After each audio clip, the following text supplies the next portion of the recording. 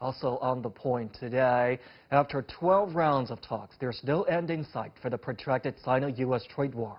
Last Monday, Washington further escalated tensions when it branded Beijing a currency manipulator after the Chinese renminbi dropped to its weakest point since 2008. On August the 5th, the Chinese Ministry of Commerce also said Chinese companies have stopped purchasing U.S. agricultural products. And this news comes in the wake of President Trump's new 10% tariffs on $300 billion worth of Chinese goods, effectively all trade between the two countries. With the rhetoric from both sides moving further from the agreeable tone expressed at the G20 summit, why has the mood shifted? And just how hurtful will these tariffs be for both the Chinese and U.S. economies? To get the answers, I am now joined in the studio by Professor Zhao Suisheng from the University of Denver and Einar Tangen, a political and economic affairs commentator. Gentlemen, welcome to the program. Einar, I remember you saying that you, like a lot of people, were surprised with the abrupt announcement from Trump that 10% tariffs on $300 billion of Chinese goods. Where does that leave the two sides, especially with the possibility that the September talks may not even happen after all? Well, quite frankly, I mean, this is classic Trump. He likes to throw something in. If he's not getting his way, he doubles down. If he's accused of something, he fights back twice as hard.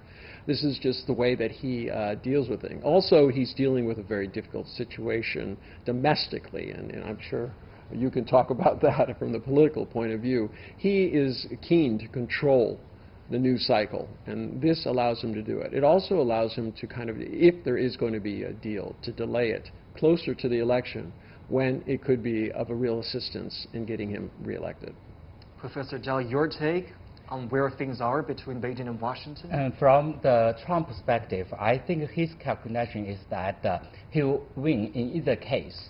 If China yield, he can tell his voters he has got what the other presidents have not been able to get. If China does not yield, he can tell his voters, I'm the person, stand up against China, I'm taking tough position. So that's what the U.S. needs to go. Don't wait for the next president, Uncle Joe, I mean Sleeping Joe. He would yield to China. So I'm the person, the right person.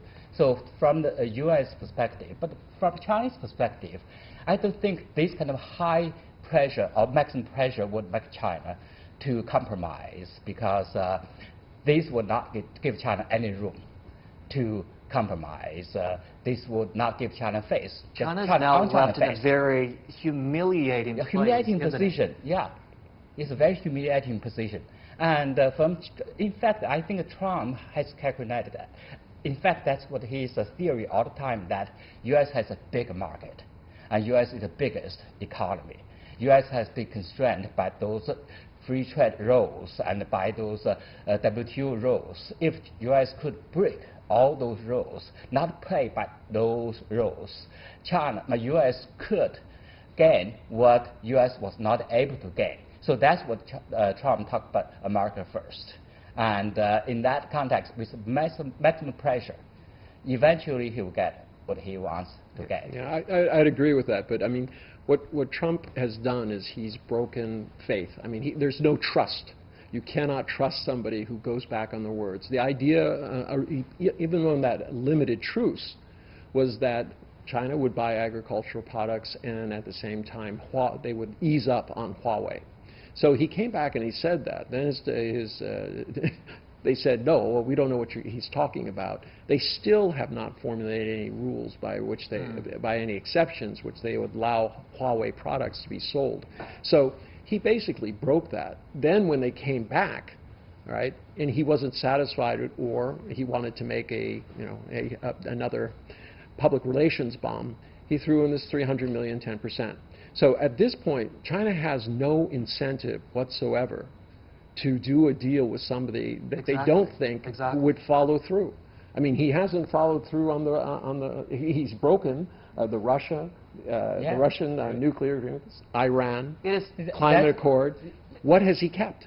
Yeah, in that Nothing is He sacred. took a meeting between the two leaders of both countries in Japan to finally make this round of negotiations possible. Now going forward, when the two sides are stuck in this place, what will it take for the negotiation to restart? But before we go to that point, I think although we have stuck, at one point I think is a progress. That is, each side now understands the other side so-called bottom line. What is your bottom line? What is our side? What do we want? So in that point, I think in order to move forward, each side has to make a compromise. At this point, from Trump's perspective, I really don't think he wants to make any compromise. He just wants to win. At zero sum. What about the cancellation of the 10% tariffs? I don't think it's a cancellation. Will he do that? Is he willing to do that? You still have 2 or 3 more weeks, September 1st. So if he wants to cancel that, so you can cancel that. But I doubt he will do that at this point. If he does that. I'm going to disagree with you there, Professor. I don't think he has much choice but to cancel. Remember, there were 600 companies, big companies, who went to Capitol Hill, testified over 7 days that any increase in tariffs was going to kill not only them, but the American economy and really hurt the consumers. The estimates are already out there. This round will be felt more by the consumers because these are home products. These are home products, but September, 3 more months, you're talking about Christmas time. Holiday shopping. So this will be the coldest Christmas. I think Donald Trump wants to get to a point he'll make this big fanfare about calling Xi Jinping his good friend, and then all of a sudden he'll say, well, I might do it later, but I'm going to hold off for now. This is the kind of theatrics that he likes, and he's done it before. That's exactly what the unpredictability of Trump's strategy so far. But I don't know if that's what he is going to do. In that current situation, he's anxious. On doubt, he's very anxious to get a deal. And the election season is moving forward, and the Christmas season is coming, and he has to tell his voters something but what is he going to tell a farmer who's lost his farm, who is facing foreclosure and is going to be out? So what, Christmas foreclosure. How is that going to play in the Midwest? I mean, farm communities are very, very tight. It's not like, oh, one guy goes bankrupt, no one cares. All right, these communities will rally around, and they will be very mad at Donald Trump because he promised them that he was going to solve everything. And right now, the deficit, the trade deficit has grown by 8% during his tenure in office. But from his it has grown since the start of the trade war. It's grown since the start of the trade war. So how is he winning? But he will tell people. I want to ask you this: if he's got his head wrapped around the re-election, and if the economy is one of his assets going into 2020, wouldn't this be a time for him to reconsider his tactics on the U.S.-China trade war? He will blame everyone else, not himself. The Federal Reserves, the Democrats. But he has been doing that before his term and during It's not going to work. You can only blame people. You can only do the cry wolf so many times before people start to disbelieve you. What I think here is that we cannot use those kind of rationality for the normal people or normal leaders to think Trump. But remember, the President of the United States is not elected by either party. They're nominated by either party. The truth is, it's the independent votes who are going to do that. Exactly. They're not wedded to Donald Trump. So they don't like his things. No, as long as the economy is strong, they'll say, oh, it's okay. I'll overlook some things. But as soon as the economy turns weak, which it's bound to do, and multiple financial institutions but the problem here is that predicted recession. People have been talking about recession for quite a couple of years, about U.S. recession. Every time it's that war is coming, but it has not come yet. From Trump's perspective, during my tenure, before the next year's election season, there is a possibility of the recession will come, but will not come until the election. That's what he is bet upon. So that's why he is calling the Federal Reserve. Is that a safe bet for him? No. No, first bet for other people, not for him. Economists have said 9 months. Others have said 12 months. You had Larry Summers coming out and saying that Lawrence Summers, that he thought it was a 50-50 chance if these tariffs go ahead, that within 12 months we'd be in recession. You're already starting to see in Europe, recession has taken hold. We're having these 2 negative quarters back to back. You have an inversion in the bond yield, which has been there for over 3 months. Right. I mean, these are all the classic signs. I don't know how anyone could draw you a picture more. We have the longest bull run in history.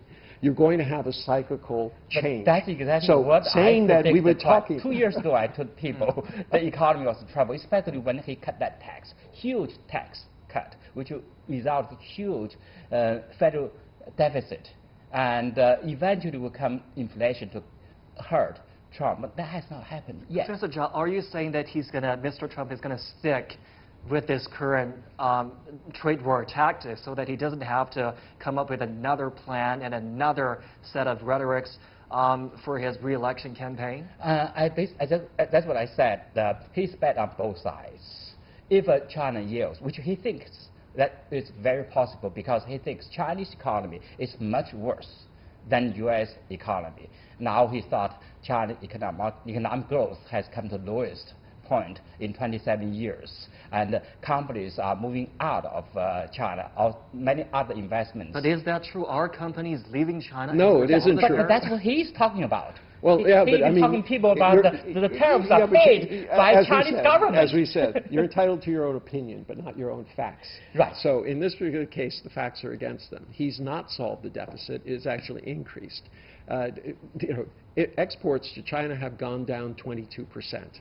Right? The deficit is larger than it's ever been. Is he counting on people taking his alternate facts when it comes exactly. to... He lives no, in his that works for 32% of the people, but it doesn't work for the middle. They're not going to believe what he says. I don't want to come to Trump's defense for sure, but if you sit in his position, in his logic, he really believes in what he's talking about. All the tariffs are paid by Chinese government, which is not true at all, but he's keeping talking about that. The deficit, to a certain extent, is compensated by these tariffs. And it's totally in a totally back world he's living. Gentlemen, very, very exciting discussions today, but we're running out of time on the broadcast. I wish to have both of you back for the topic in our later programs. Thank you so much for your insight. And that's Professor Zhao Suisheng from the University of Denver and Einar Tangen, a political and economic affairs commentator. And that's all from this edition of The Point. As always, follow us on Facebook and Twitter using the handle The Point with LX. Download the CGTN app to watch our show on your mobile devices, or go to YouTube and look for CGTN The Point. On behalf of the team here, thank you for watching.